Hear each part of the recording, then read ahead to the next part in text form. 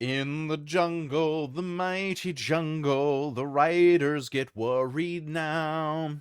Hey, I've been here, and I just want you to know, it's not uncommon for writers to panic about the narrative, uh, and worrying that it's dragging. You know, they're just like, hey, I need to crank up the speed. I don't want readers getting, as I would say, bored. If you've been here before, well, today I'm going to be talking about the pacing mistakes that kills emotional impact in your writing. All right, because in reality, all right, if you feel the narrative is dragging and your natural response is to crank up the speed, basically making it just fly through, never sitting in moments, okay, to make things exciting. In most cases, the writers who do this are just moving a narrative beyond what's interesting. They are skipping the important stuff, the emotional truth, the immersion, the breathing pace of characters, and allowing readers to deal with the results of what just unfolded. The truth is, a narrative story that only races forward starts to feel shallow and empty of emotional reality, destroying the narrative. Real engagement comes from rhythm, okay? Comes from changing it up. You need quieter moments as much as you need excitement and energy and action. But I will say, the confusion is excitement. The word excitement doesn't mean explosions. It means interesting, emotional, truthful. Things are happening, okay? Because they are being earned. So I'm going to go over certain things to help you basically push through this fear-driven urge to hurry things up and instead trust the natural narrative movement that makes narratives linger in writers' minds long after the last page. Before we get into it, please subscribe, hit the bell icon so you don't miss out. Let's get into it. The first point of action: fast versus engaging. These are not the same thing. Fast doesn't equal engaging. All right. Now, don't get me wrong, though. Fast does have its place and is needed as much as slowing it down does. Without a doubt, slowing it down is just as important. Fast alone isn't the same as being gripping. If it's all speed, the narrative never shows character, and it can be very exhausting to the readers. The real pull, the real engagement, one might say, comes from varying the tempo, speeding up for thrills and then easing off to allow the weight of situations to flow through the characters and be experienced by the readers. See, characters need time to feel the fallout, and so do your readers.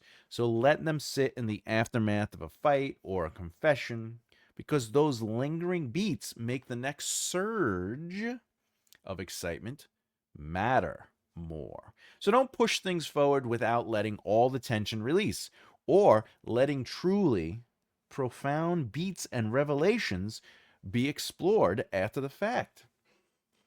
You need to control the flow by controlling the pace, which in turn controls the reader.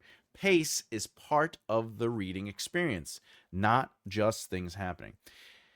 See, the thing is, if it's all fast, it becomes things happening because we're not able to understand the character's purpose. Why are they there? Why are they sitting there? What's the emotional truth? How did it affect them? How does it affect their next choice? Which brings us to breathing room.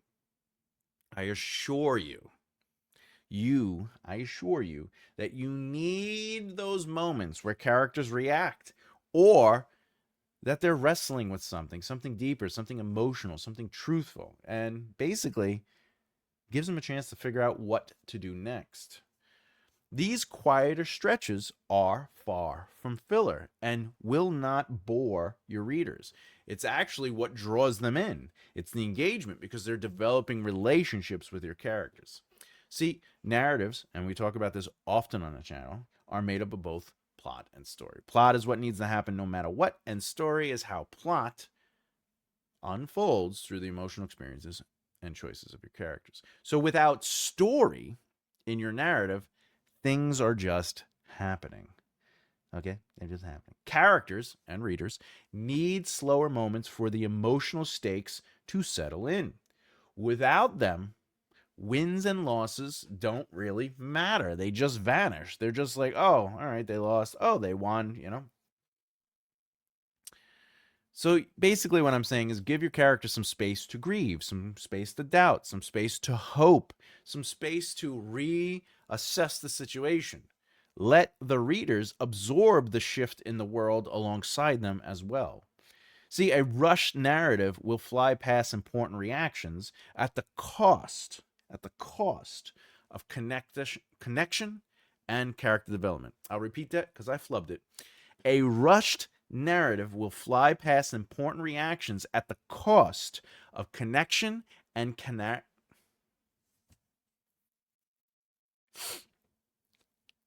A rushed narrative will fly past important reactions at the cost of connections and character development.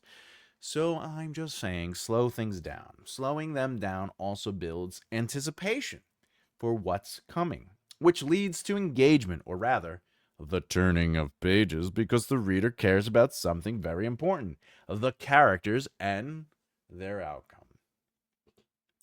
Their outcome, which brings us to a deepening of the stakes. Am I right? Am I right? Speaking of character development, these slower moments are amazing opportunities to bond readers to your characters. In the rush, relationships stay surface level because you can't go deeper. Everything is just this is happening, this is happening, this is happening, this is happening. There's nothing interesting about a person declaring their love or betraying a close friend if the reader can't feel why it matters, or more importantly, the aftermath of why it matters and what happened. It becomes spectacle for spectacle's sake. My point is this: use the calm to show vulnerability.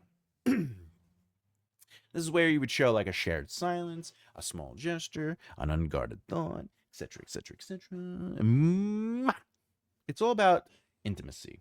Intimacy grows when we see how someone copes alone or reaches out to someone. If readers are invested in who a character is by seeing their inner truth, no amount of explosions will make the danger impact the experience of the fast pace. Ultimately, quiet scenes let us fall for characters. So when the pace does pick up, we're right there with them, rooting and wanting to see where it goes. So can you spot the rush? Where is it? What's going on? If scenes move too fast to let the room feel present, other characters feel present, and their emotions feel present, you could fall into basically being a victim of the white room issue. In the white room with black curtains at the station. All right, that's an old song. You need to hint, show, and interact with what's in the scene, whether it's other characters, whether it's emotions happening, whether it's action, if it's fast or slow, if their environment is an office, whatever the case may be. This is this really also has to do with character behavior. If a resolution is solved quickly just to keep things moving, we don't get to see them struggle with their doubt, or basically the narrative is like, hey, I want to keep going, so we don't have time to understand these people. The issue really comes down to are you writing it just to get the stuff out, or are you interested in telling a story? There's a difference between storytelling and writing a novel. You know what I'm saying?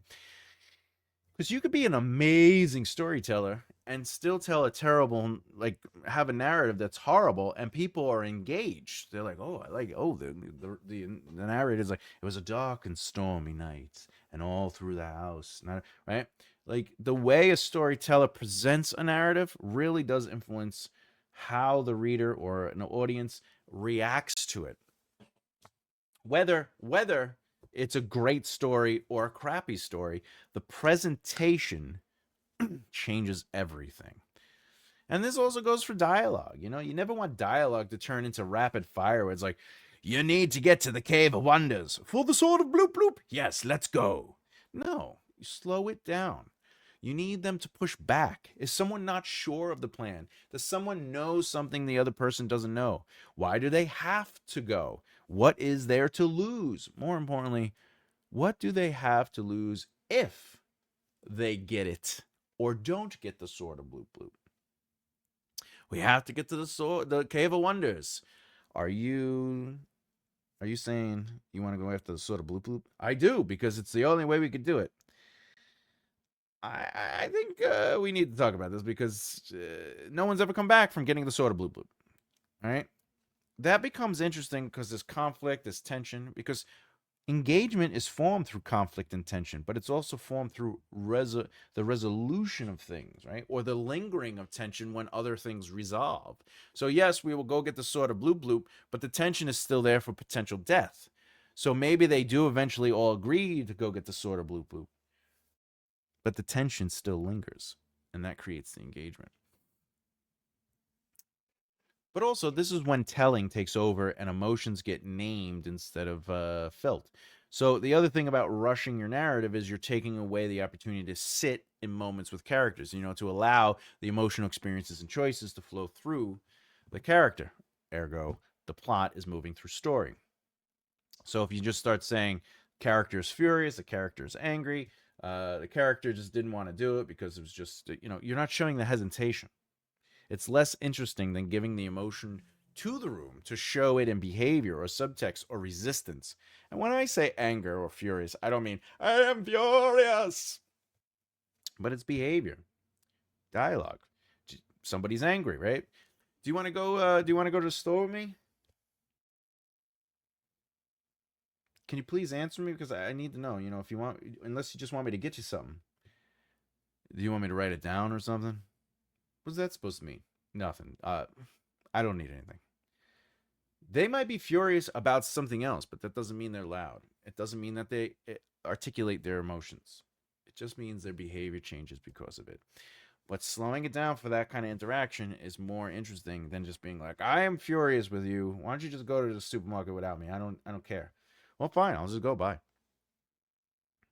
I'm just saying, if your draft really feels like it's always hurrying to the next big thing, I recommend pausing and giving it a moment and allow it to take up some space. There is such thing as too slow. There is too much something as not keeping it going. But you can still keep a narrative moving through engagement while allowing characters to process or experience. There is a big difference between fast, slow, and then fast and slow, and nothing is really happening. Things are happening, but nothing is happening. The whole point is, whether you're going fast or slow, and you definitely should be mixing those up, you must allow it to move through the character's emotional experiences and choices. You must allow it to be earned. You must allow there to be a cause and effect. You must allow them to feel the presence of other characters that are in the room, as well as the room itself. All right, with that said, I don't know if you know this, but before we get into the right mindset perspective, my closing final thoughts, I must let you know that I have books available on makearightlefthehere.com. I'm not going to go into the big spiel, but I will tell you, as I always do, that I have 3 books available. All right, we have the self-help book, The Foundation for Longevity. All right, that teaches everybody about the success in the entertainment industry. We got the 27 plot point outline. I will just say this real quick.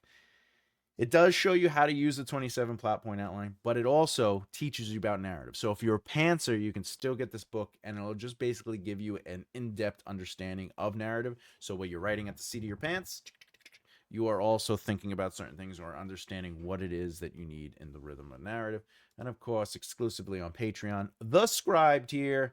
Go to makearightlefthehere.com, then go to Patreon. There you go. Boom. All right.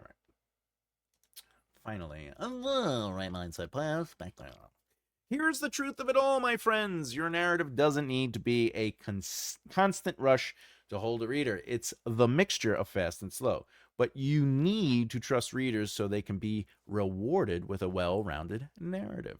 Readers are smarter and more patient than you might believe, because the honest truth is, if characters feel real, behave honestly, then I'm telling you this: a simple conversation between them can carry more weight and be more engaging when writing them out, instead of rushing through. It's not about, I need this to happen and they need to know this information. It's about leaning into emotional truth. Ultimately, it's about purpose. Does going fast help to reveal something vital, or do you need to slow it down? Well, The only way readers get to know these characters is if you do slow it down. It's not in the fast moments you get to really, truly understand who someone is. Who these characters are or what they stand to lose is more important than the next piece of information. It's the exposition curse. If I can get the reader to know everything I know about this character, they will love them too. But in reality, that's not how it works. The reality is that writers build relationships not with the information they know in chunks, but what they discover over time. And that's the same with readers. They don't build relationships in chunks, but slow breaths. See, you're a writer. You sit with these characters. You develop these characters. You work them out. You see them in scenes, adjust things. Da, da, da, da, da. You're building a slow relationship with them.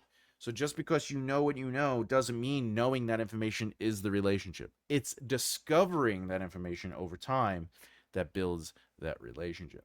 And that's why, a little at a time, sitting in moments, watching characters and beats form through choice and experience, because it's all about the adventure of tempo. Slow or fast, you're in control of the opportunities for readers to sit or run. Because remember, you're allowed to let things unfold at the speed they need to. The readers, and if the narrative is engaging, readers will want to stick around to live in your world and hang out with your characters. Hey, what's up, Bob? So if I were you, I would give them the gift, okay, of the narrative. Let it breathe, okay? And give yourself the same grace, you know? In other words, pace yourselves and your narrative to find its rhythm. Next video in the series, there is no video in this series. These are just random videos. This particular video was a special request video from one of our viewers. I'm so grateful that we got this request. But if you have video ideas, let me know in the comments below. Basically, I have my schedule already mapped out and filmed. But this year, 2026, I am just taking requests and randomly filming a video and then posting it whenever it gets done. So, if you want me to do a specific video, feel free to let me know. Or if you want me to expand on an older video, let me know. With that said, if you liked what you saw today, hit that subscribe button and the bell icon so you don't miss out. And if you found this very helpful, give it a thumbs up. Ultimately, because YouTube loves it. YouTube loves when you like the video. That's all I'm saying. The algorithm's like, hey, people like this video. Oh, and also remember, every Saturday and Sunday, 2 p.m. Eastern Standard Time, I do real-time examples live on Saturday, and of course, right with me on the Sunday. Other than that, I'm Thomas J. Bellezza. I'll see you next time. As always, keep developing the right mindset.